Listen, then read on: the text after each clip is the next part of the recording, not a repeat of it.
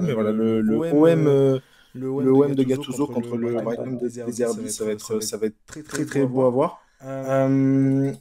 Je peux commencer cette fois pour une fois. Pour moi, je vois l'OM voilà, remporter.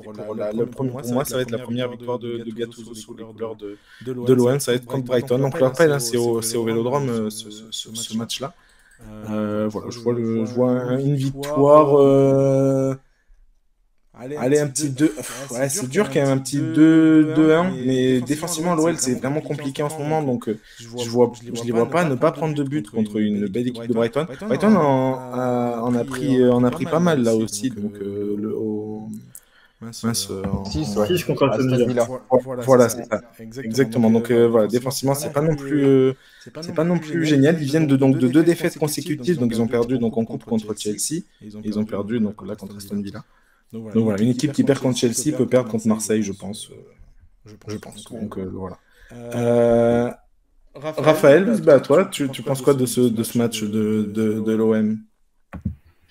Bah, ça m'embête beaucoup parce que j'avais beaucoup de certitudes avec Brighton et ce match de ce week-end là il m'a un peu perturbé, donc c'est difficile de voir une équipe aussi douée tactiquement déjouée à ce point-là.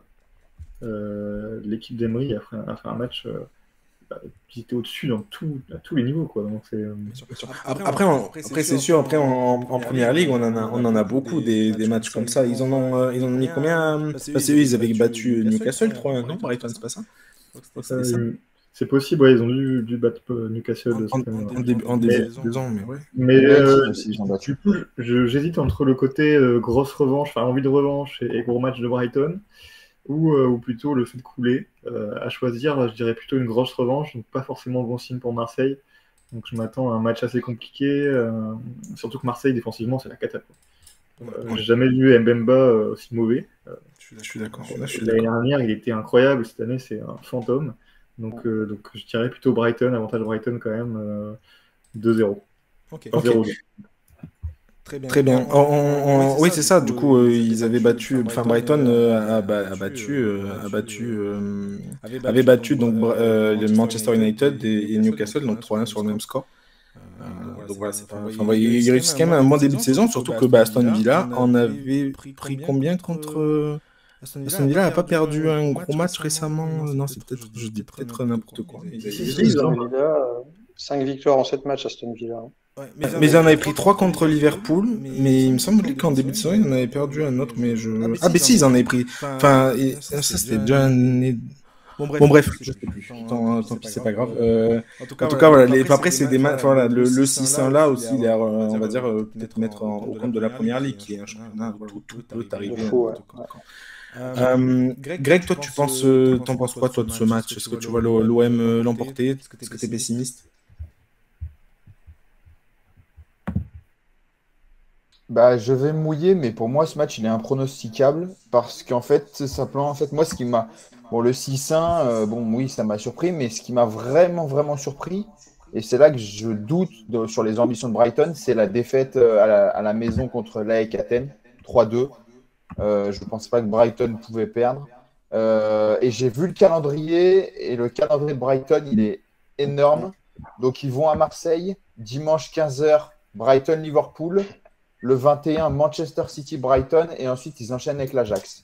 Donc je ne sais pas en fait si, au vu de la défaite contre l'AEK Athènes, je ne sais pas s'ils ne sont pas plus focalisés sur le championnat qu'autre chose. Et je pense que ça pourrait comment dire, profiter à Marseille. Le truc, c'est que comme a dit Raph, Marseille a une défense catastrophique. Et on sait qu'au Vélodrome, en Coupe d'Europe, c'est pas non plus toujours des matchs. Ils ne gagnent pas forcément souvent. Voilà, la pression, tout ça. Donc ce match est hyper impronosticable.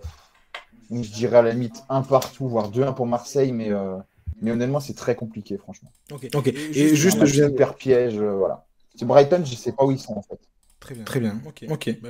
Oui, enfin, c'est totalement compréhensible. Juste pour revenir à tout à l'heure. Donc, enchaîner Liverpool et City. Bonne chance, quoi. Juste après, non, c'est sûr. Et pour revenir juste à Newcastle, donc ils en avaient pris, à Aston Villa, ils en avaient pris 5 contre Newcastle en début de saison, donc ils avaient perdu 5-1. Là, ils battent Brighton 6-1, alors que Brighton a battu Newcastle 3-1. Enfin voilà, comme quoi. Il n'y a pas de règle. Il n'y a pas de règle. C'est clair, là, il n'y a pas de règle. Donc toi, David, qu'est-ce que tu sens? Moi, je vais dire 1-0 pour Marseille. Voilà, un match difficile, évidemment, mais je te rejoins, Ruben. Je vois la première victoire de Marseille sous les couleurs, sous l'air Gattuso. Match de Coupe d'Europe, tous les ingrédients sont là contre une belle équipe, contre un entraîneur italien. Tous les ingrédients sont réunis au Vélodrome. Tous les ingrédients sont réunis pour une victoire difficile, mais à l'arrache, mais une victoire quand même de Marseille. Très bien. Sur un but d'Aubameyang, sur une passe décisive de Ndiaye. Ok, il donne carrément le buteur, bref, noté, on va...